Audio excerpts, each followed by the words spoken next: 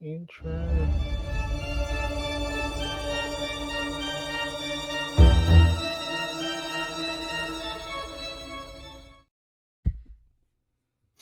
Sean, thank you very much for coming on today, man. And happy Thanksgiving to you, bro. Happy So Thanksgiving to you as well.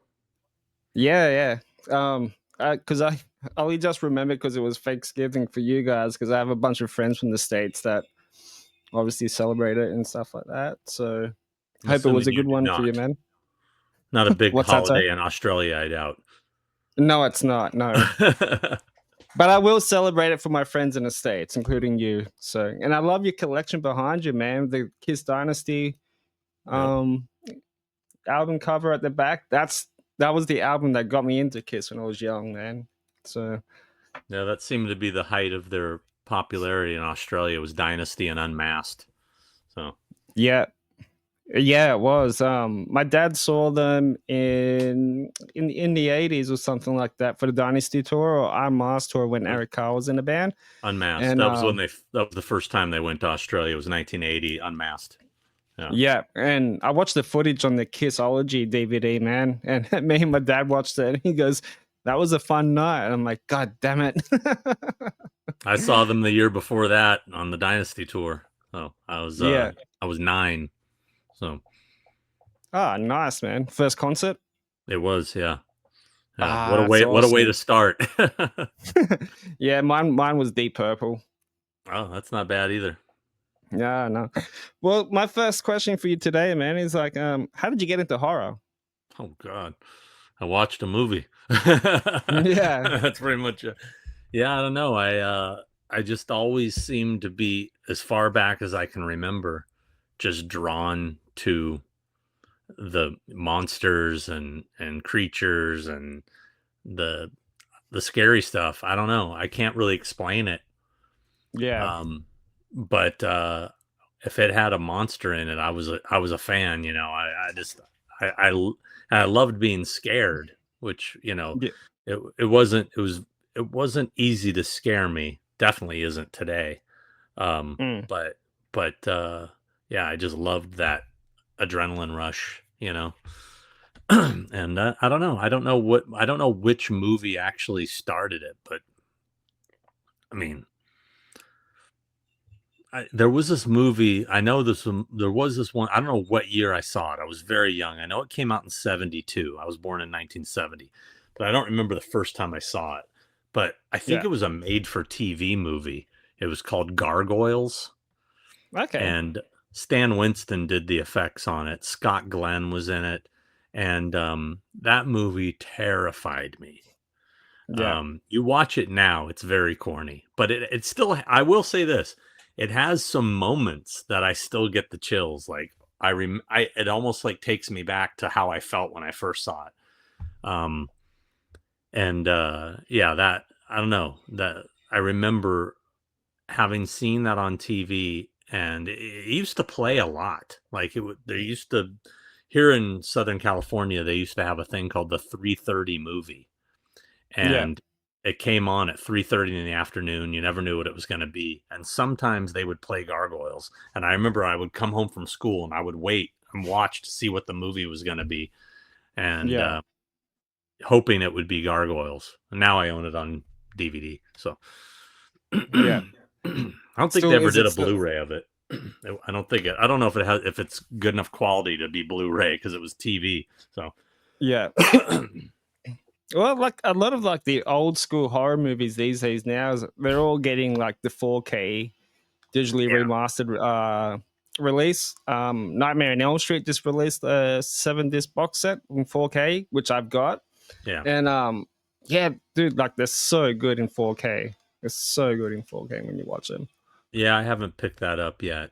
It's funny is like I'm not too big of a fan of the sequels. I mean, I like 1 through 3, and then Yeah, they start to get a little, but I'll probably eventually pick that up. I mean, I already own the yeah, set on Blu-ray, so we'll see. I'm sure eventually I'll pick it up. yeah. No, I really enjoy them, and you can just see like every small little detail in that movie. It's the same with Scream. Hmm. I was watching Scream in 4K, and just to see the scene where Drew Barrymore gets killed when Mhm. she's hanging by the tree, and you actually see her guts falling out. Oh wow. Like in like, so I was just like, I don't remember seeing that part when I was young when I watched that, and just like and watched it like later on over You know, the it's years. funny though. Sometimes that high def 4K stuff makes it kind of ruins the movie in a way. Certain movies, like Yeah, especially like stop motion animation. Like I'm a big fan of like the old Christmas specials, like Rudolph and Year Without a Santa Claus and Santa Claus Coming to Town. And as the quality got better and better and better, you can start to see every little detail that you probably shouldn't be seeing. You know, it kind of ruins that the stop motion animation magic a little bit, you know. Um, yeah, I will say, like Nightmare Before Christmas, though, in 4K, still looks pretty amazing because those puppets, they looked so good, you know. But yeah. I love that movie so much. I watched that pretty much almost every Christmas Eve. yeah, it's classic. It's kind of It, tradition here too. yeah, yeah, I really enjoy it. But I want to talk about your horror collection because I've been watching some of your stuff on YouTube lately, Mhm. and the collections and stuff like that. And like, how did that all started for you? You know, I've always had a collector mindset. Um, Yeah. I think the first thing I really started collecting as a kid was records. As you can see, Mm, some of those back there. There's a that's whole cool. wall. There's a whole wall over here of them. But Yeah. yeah, I've always been a vinyl collector. Even when it went out of style and came back, I've always collected records. And, you know, then I started getting into collecting the toys. I'd always tried to keep my toys, but then, you know, later as you get older, you start trying to reacquire the stuff you had as a kid. And, oh, man, I want to get it in a package. I want it to be as perfect as possible. So I started Yeah. doing that. And as I started getting more into the horror conventions and stuff and went to my first convention in like 88, um, that's when I started realizing some of the real stuff was obtainable. Because I'd go to the Fangoria Weekend of Horrors, and at the end of every weekend on Sunday night, they would do a big Fangoria charity auction, and a lot of the effects companies would donate pieces to the charity, and people would bid on it, and you know, and one year, the first real prop I ever got was a Liam Neeson skin mask from Oh, Darkman. that's cool. Yeah, Yeah. it's one of the ones that's hanging in the closet, you know. He's got all the different skin masks. So, and I still have it. It's still in amazing condition. Um, and that kind of started giving me the bug, like, wow, you know. So I would sometimes I would seek things out. I would ask as I started to get more into the business, working with the celebrities, and I would start asking them, "Hey, did you keep anything from you know?" And I would, you know. But now, today, forget about it, man, because props has become such a big thing. Yeah. Something that you probably could have got somebody to sell you for a couple grand will now sell for 50,000 in an auction. You know. Oh Um, wow. it's just the business is blown up, and unfortunately, unless you have the means financially, it's kind of unattainable to people Mm, on a budget. You know what I mean? yeah. I mean, it's just it's really I can't believe the stuff I've paid for some of this stuff. You know, just but then I tell myself, you know what? You know, if you have the money, if you're doing well enough, you know, and I've been financially pretty smart, uh, and worked my ass off to build what I have. What's Yeah. the point of dying with a lot of money in the bank if you can't enjoy it? You know, Yeah, exactly. I'd rather be surrounded by things that make me feel good, you know? Yeah. So, Yeah. That's what my dad said to me when I started buying guitars and stuff like that. Cause I've been playing guitar since I was like 12, 13 years old. mm, And it's just a hobby. It's yeah, what I love to do. I stopped now because I have no room in my apartment to put them or anything like that. But it's what I just enjoy doing, man. Like they cost me an arm and a leg, but like not all of them are brand new. Most of them are used secondhand, but like they're pretty fucking good, man. I had to retire one of them. I had are you familiar with a band called Rose Tattoo? Yeah. Yeah, I had their guitarist, Ronnie Simmons. Hmm. He came to my place to do a podcast recording last year, and he signed my Sunburst Les Paul. So she's sitting in the case right now. I'll pop up a picture for you. Oh, nice. Yeah, so such a rad dude. I didn't Oh, that's realize like cool. how tall he was, but like such a cool dude. So with those like collectors items and stuff like that, do you like do trades as well, like with other collector people? You know, I don't think I ever have. I Yeah, I've sold a couple things, but usually when I buy something, I buy it because I want it. I want to keep it. I've mm, had a couple collectors get frustrated with me because they offer to yeah, sell me stuff and then I buy stuff from them and then they try to buy yeah. stuff from me and I'm like, no, not really, you know. For example, that Sam head right there, I bought from a Oh yeah, guy who really wants that Dr. Hill head from Reanimator. And I'm yeah, like, well, I don't want to sell that. You know, I want to keep it. I said, but if I ever decide to sell it, I will call you first, you know. yeah, But there's this one collector who will remain nameless who actually gets angry that I won't, you know, he's like, I sold you this and I sold you this. And you know, you owe me. And I'm like, I really don't owe you.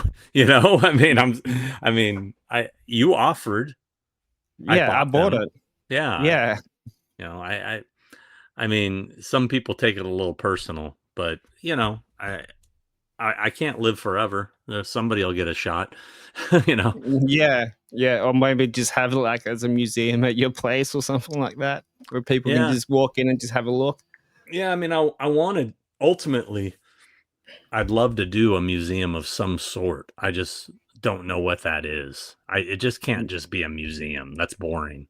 There's, Yeah, you know, how do you have to think financially smart. Like, what is a business that involves this that isn't Planet Hollywood? You know, yeah, that people could come and see the stuff and would want to come back and see it yeah, again, or I don't know. It's tough because then you're also dealing with putting the stuff in places where they could get damaged or stolen, or you know, it's a scary thought, you know. yeah, 'Cause a lot of the yeah. stuff is incredibly fragile, you know. Like that Leatherface mask. Well, that thing, yeah. Yeah, I That watched that. I watched that episode, and like I was just looking at it, and I'm like, it just looks like a fucking uh uh like the crackling from the pork just yeah. molding to a freaking mask. And that what was that like for you being a fan of Texas Chainsaw, like purchasing something like that? Um, I mean, first off, I was honored that David contacted me, you know, Yeah, because he easily could have called Prop Store or Heritage or Julian's, or any of those auction houses. And you know what? He might have made more money. I mean, it's unlikely, based on what I paid after they take their 28% premium and taxes and all the stuff. You know, you make a very small portion of what it actually sells for if you go through an auction house versus doing a private deal collector to collector, which is always the most ideal way to go if you can do it, you know. Um, and so I was just grateful that he contacted me, and um, you know, I was just like, this is an opportunity I can't pass up. You know, I had just dropped some serious money, some serious money on some other props, and I was like telling myself, okay, all right, you're done for a little while. You need to take a break, you know. And yeah, then yeah. literally like a week later, I'm like, no, oh, you know. Yeah, yeah, But true. Do you do you like sort of like regret like spending that much though, or like you're just like, you know what, fuck it, it's mine now, type of thing? yeah, you know, the whole thing is these things don't tend to lose value. I mean, Yeah. I'm trying to be smarter with the stuff I buy now because, like, for example, there's a couple items right now that are being offered to me that are two pieces. I mean, it's a big number what he wants, but they're two iconic pieces from what is one of my all-time, if not my all-time favorite show from my childhood. Okay. Yeah. Now this is a show that isn't well known. Like I mean, it's a show that was on in the 70s. As I get older, there's less and less fans for it. You know, um, it's the kind of thing that would I be able to find anybody else down the road that would be willing to pay what I'm about to pay for these? That's very iffy. But stuff like a Freddy glove or Sam or the Dr. Hill head, that's the Creep Show, half of the meteor from Creep Show. That's cool. Stuff like that, there's always going to be an audience for. This stuff's iconic, Yeah. So that to me is an investment. It's like buying art. It is art, but it's just a different type of art. It's not a painting, it's sculptures, so I think I could easily get what I made or what I bought them for or more in the future. So I don't have a lot of regret in that sense. I mean, there Yeah. are things that I impulse buy sometimes and I go, dude, why the hell did I buy this? What was it? What were you thinking, dude? That happens. It's happened. You buy something just to, like, spur of the moment. You get caught up in the moment, Yeah. But that's usually not insane money stuff. It's usually just, it's just, my issue is space. I'm running out of Yes. space. So, Yeah. Yeah. Yeah, I try not to collect too much, man. I do collect some of like the Funko Pop stuff. As well. I've got a Jack Skeleton, Michael Myers, Tobias Forge from Ghost, because I'm a big Ghost fan, and Alice Cooper Funko Pops. Yeah, and a couple of stuff in the living room as well. But like, yeah, it just all comes down to space because I've only got a small apartment, so there's only so much that I can actually can fit like into this place. But like I do have a Captain Spaulding like knucklehead or bobblehead thing. It's like I've had for like maybe I don't know 9 years and stuff like that. That's like probably like one of my favorite things that I've had like collectible wise. But yeah, I just collect like pillows and shit like that. That's on my bed, like the Leatherface and Jack Skeleton stuff like that. But yeah, I just don't have the space or the money for them now and stuff like that. But another cool thing about the collections episodes that you do on your YouTube channel is like the Kiss collection too, which really blew my mind as a Kiss fan, and because my brother and my dad got me into Kiss when I was younger. Are you still collecting like Kiss stuff now? There's not a whole lot left that I need. As far as I collect a specific era from like 73 to 73 to 83, which is the first makeup era. Yeah. Once Creatures of the Night, once they did Lick It Up, I kind of stopped collecting from there. Now, occasionally they'll put out a new product that sucks me back in. I'll go, God dang it, but I usually don't buy the new stuff. But I did bite the bullet recently and buy those little Ben Cooper figures, like of them and the kids in the costumes, the Yeah. Kiss costumes. I was like, oh, that's pretty rad, and they did the packaging like the old costume boxes. I mean, I own all those original costumes. So basically the vintage items I collect, there's not a whole lot left of those items I'm still looking for. There's always something interesting, like a promotional something, or I'll come across something, but I really haven't bought a lot recently. I'll sometimes upgrade. Like I have the Kiss sleeping bag, right? And Awesome. just recently somebody put one up for sale that was still sealed in its original package with the paper inside and all, and I was like, man, I'm gonna get that. That way, Yeah. and so now I need to sell the old one. I thought, I'm gonna get a perfect unopened one. You know, I actually just sold to a guy in the UK. I had an extra the Kiss Rub and Play set. It was mint condition, but it was open. But I had recently bought a sealed one that had never been opened. So I said, "What the hell? I'll sell this extra one." Um, so yeah, I mean, I the only other stuff I would consider collecting is, maybe another costume piece or something. Um, Yeah. I was recently offered one of Ace's guitars, but Ooh. I actually have. If you see over here, I have. You can see it. Oh yeah. I have the The Epiphone black. Ace model, and so sorry, let me fix that. And and I was like, well, it'd be cool to have one that he actually owned and everything. But I just, I have one. I don't need another one. And it was a high Yeah. ticket price. So I passed on that. But if it was a costume piece, one of the classic costumes, like I have Ace's vest from Love Gun. I have Peter's boot Nice. covers from Kiss Meets the Phantom of the Park. I have Peter's vest from Kiss Meets the Phantom of the Park, his vest. So I have some pieces. Um, so costume pieces are cool, but I tell you what, John Five is a friend of mine, and if you Yeah. go to his house and you see his collection, you literally want to give up ever collecting Kiss because no matter He's how got. hard I tried, I could never Yeah. catch. I mean, his collection is insane, insane. Yeah.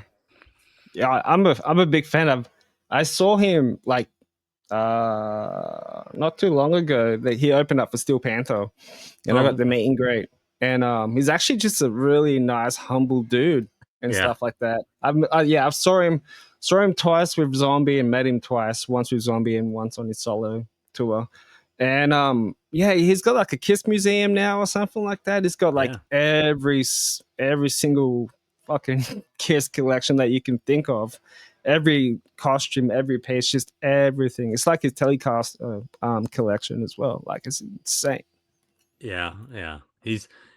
I know one thing he doesn't have. He doesn't have Peter's boot covers from Kiss Me's the Phantom, and every time I talk to him, he tries to get me to sell them to him. So Yeah. I go, John, I said, I need to have one thing you don't have. I said, so. Yeah.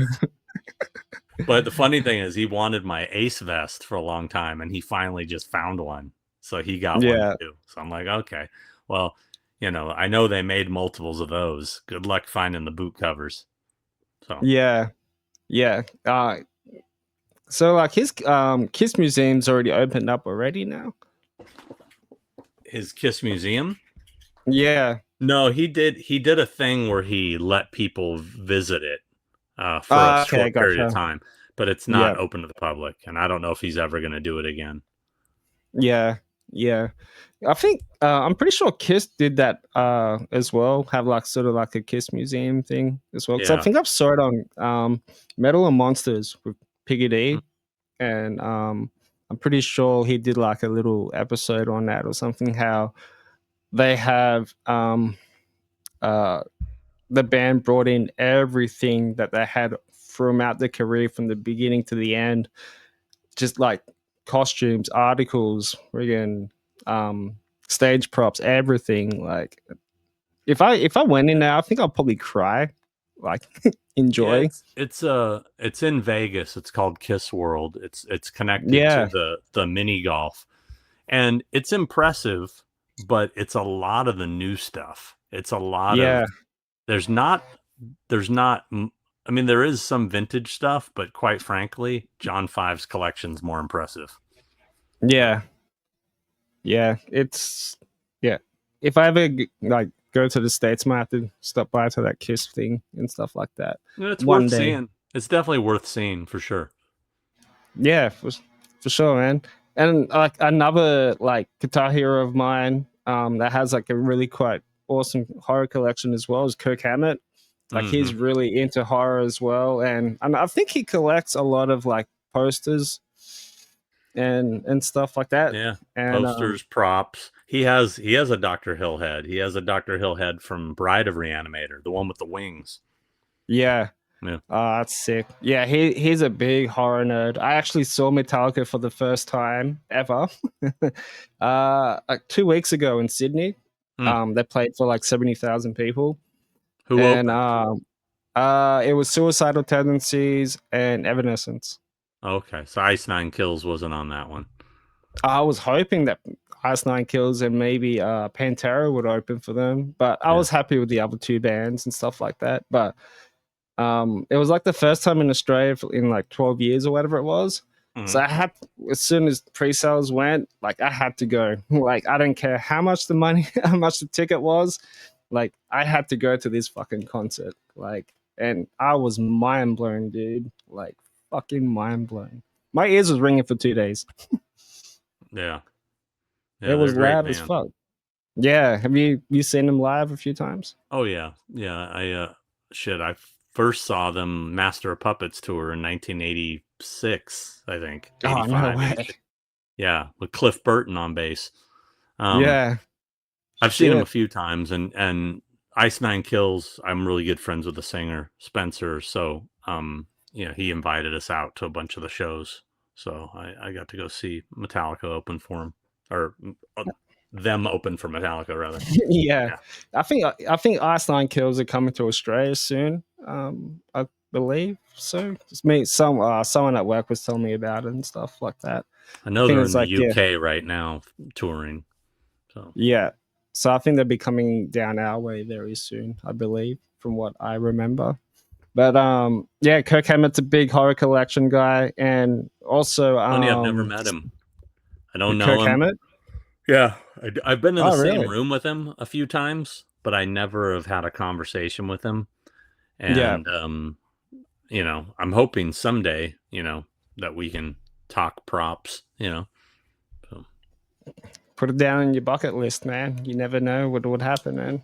I think it's gonna happen. I kind of Yeah. feel confident. There's actually might even be some stuff in the works, but we'll see. Yeah, that's cool as shit, dude.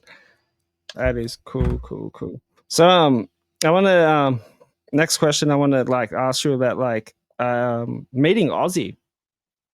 Hmm. What was that experience like? Because I saw that episode the other night as well, and you and your partner got like the matching Sabbath tattoos on your wrist, which is Yeah, pretty damn awesome, man.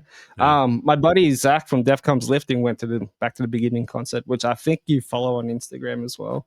yeah. I don't know the guy's name, but I've met somebody that runs that, and he gave me one of their shirts once. Nice Yeah, guy. that'd be Zach. Yeah, Okay. he's actually a really cool dude. Yeah, I've had Yeah, him on here like 3 times or something like that. yeah. Such a nice He's guy. super nice guy. Um, Yeah, I mean, dude, I mean, I kind of said it all in the video. I mean, it was an honor. I never thought I'd ever meet Ozzy, let alone work with him. It was pretty crazy. And I mean, my first meeting with him, the first time I met him was a little underwhelming because he was having a bad day physically. So he kind of, when I was introduced to him for the first time, he just kind of stared at me. And I was like, Yeah. I go, hey, I'm Sean. I'm the one that this was at his first convention. I'm the one that booked all of it. And he just kind of goes, he like didn't even. He just like nodded and looked at me. And I was like, Mm. okay, all right. But but then later in the day, he warmed up and we started chatting. He was great. Once you got kind of past that sort of, I don't know, whatever, he was awesome. Yeah. I actually watched I didn't watch the full live stream because that was like what 10 hours or something like that. It Hmm. was a very, very long festival. But I watched it in parts and he sounded so fucking great.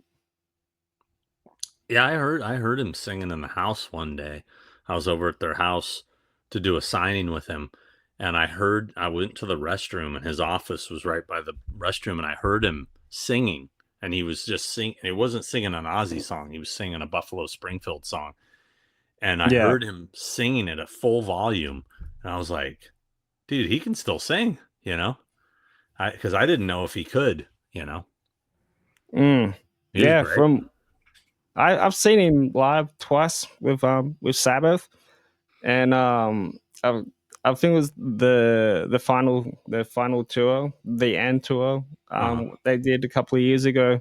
I got like the VIP sound check package thing, and that was a cool experience.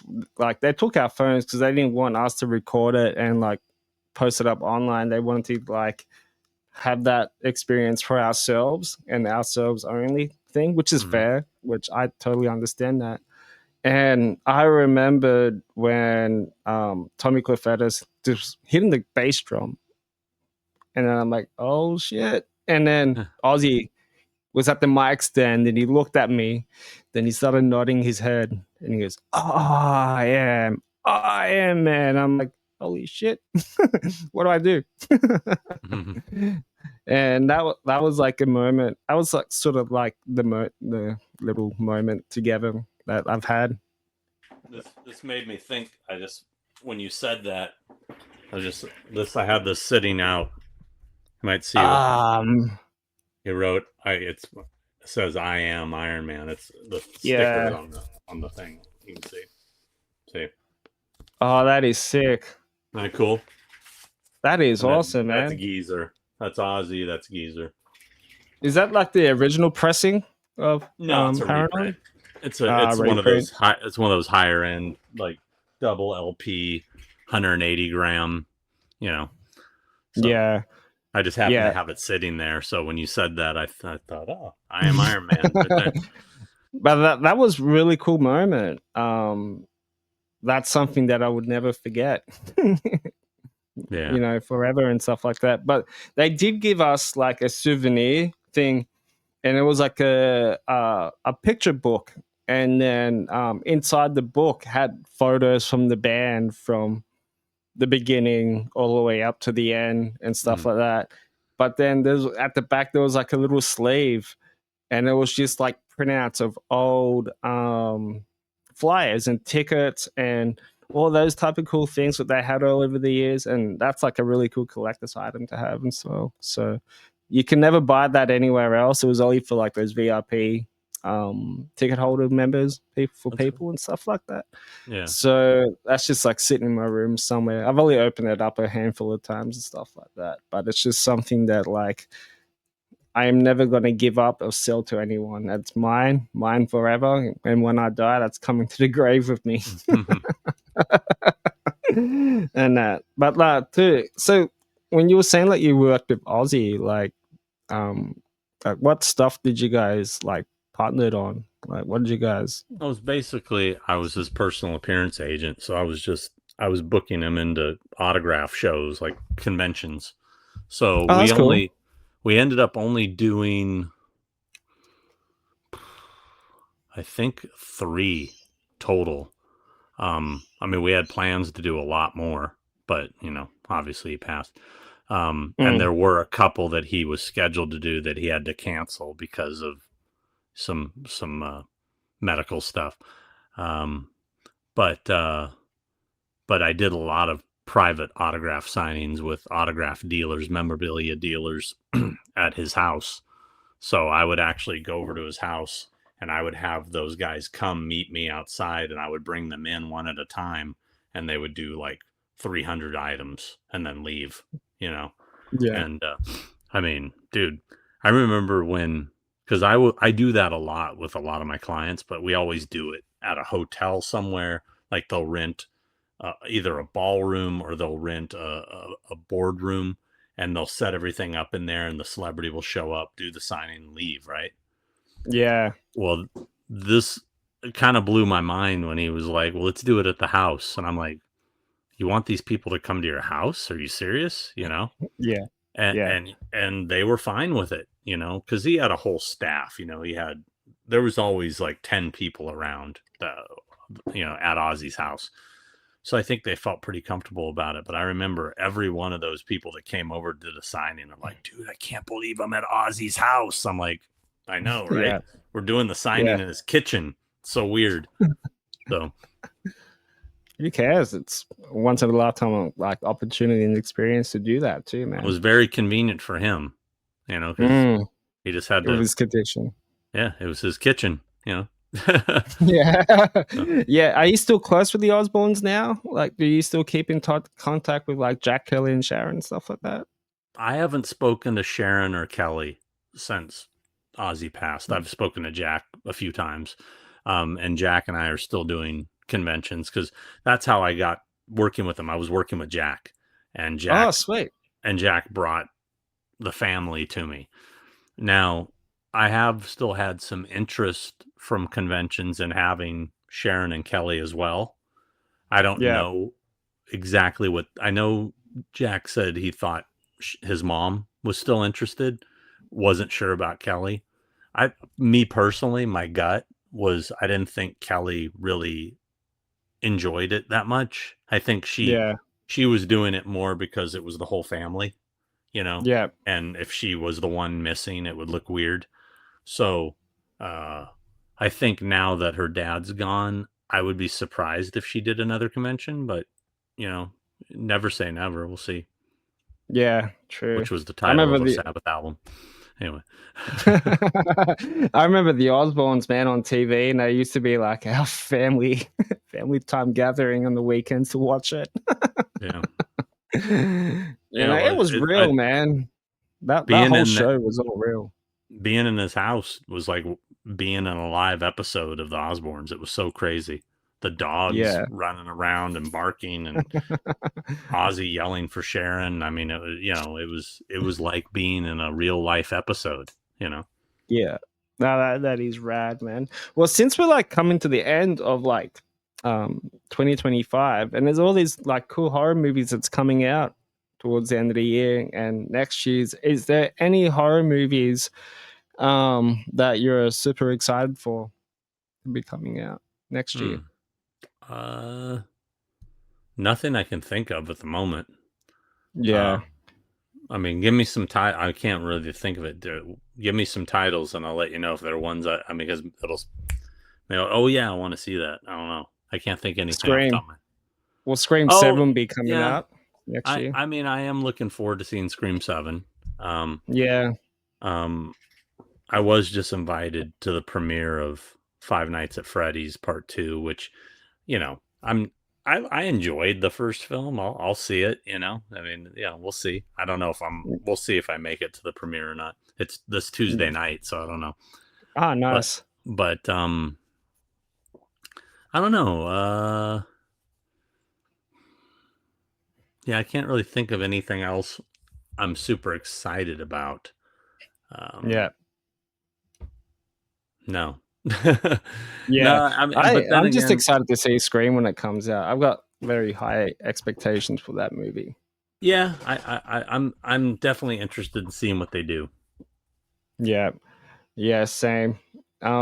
Is there like any horror movies from this year that you really enjoyed or like not enjoyed? Because like a lot of people gave like Sinners like a lot of shit and I stuff like like that, but I Sinners. really, me too. I thought that was great, and Weapons was great too. I thought I that was thought amazing. Sinners I thought Sinners was really good.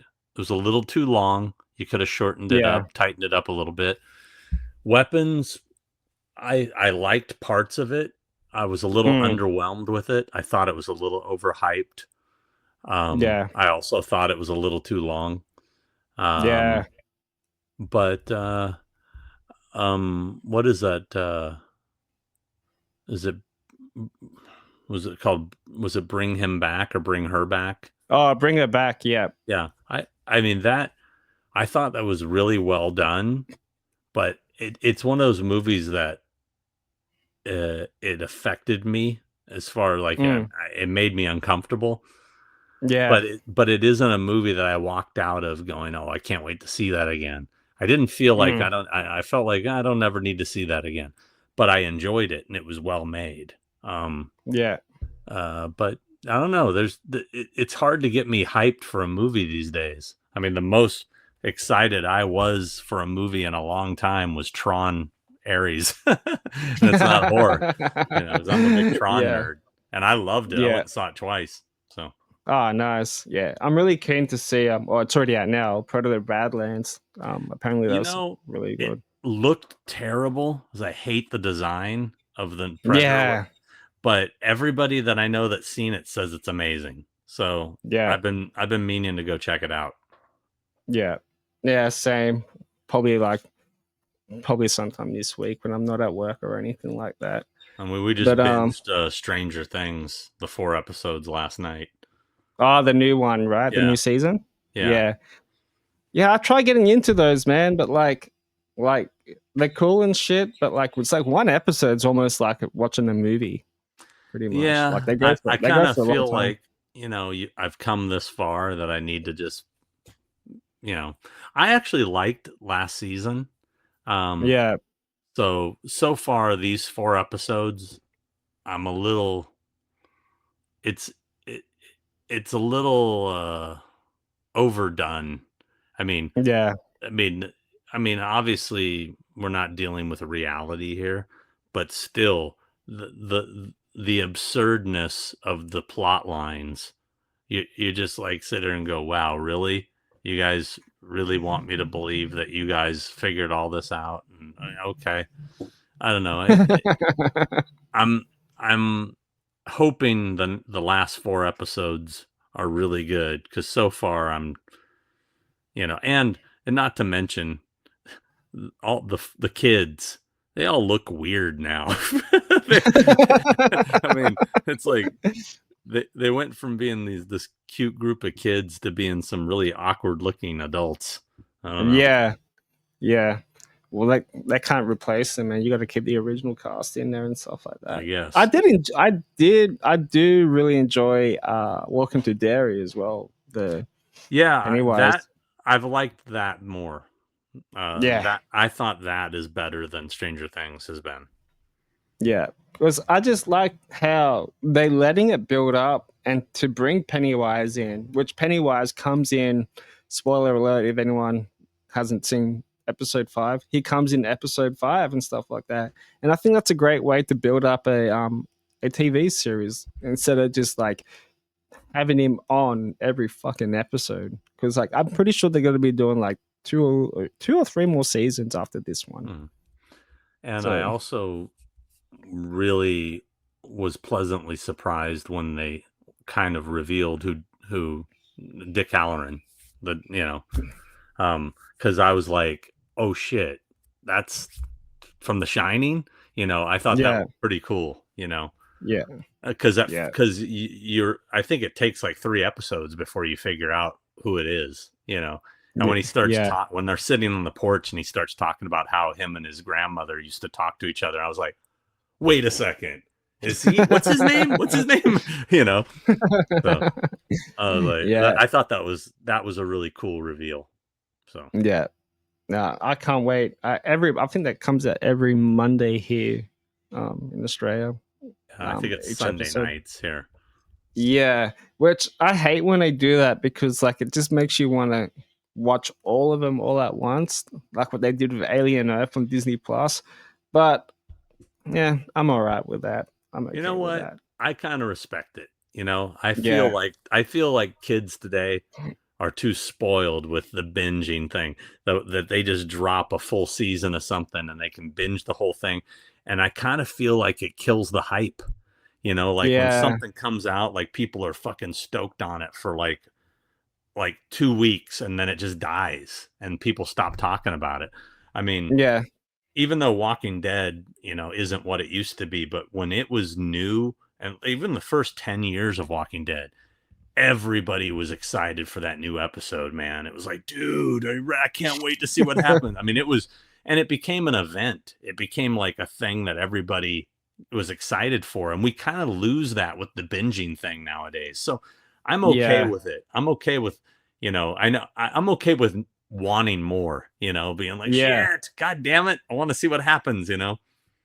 I think it's really good too because like you can just discuss it with your friends Yeah. after when the episode finished and like guess what's going to happen in the next couple of episodes and Yeah. shit like that, which is good, man. Well, let's finish up with top 5 horror movies. Oh boy. I don't know. I can name a bunch of movies I love. I don't know. I don't have them in any particular order. I don't think. I will say That my doesn't have to be all-time in order. favorite horror film, number one, is The Shining. Yes. So that's my, as far as other ones that are in there, Halloween, Yep. Jaws. Let me see. If I'm trying to think of like Dawn of the Dead, the original Dawn of Yeah. the Dead. I'm like looking at my collection. God.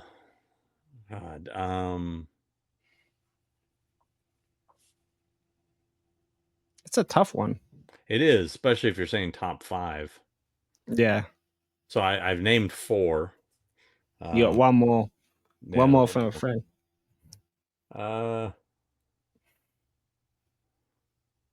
I'm looking at my collection trying to find see if something. Maybe the original Alien. Yeah. Yeah. I'm one of those guys that prefers the original Alien over Aliens.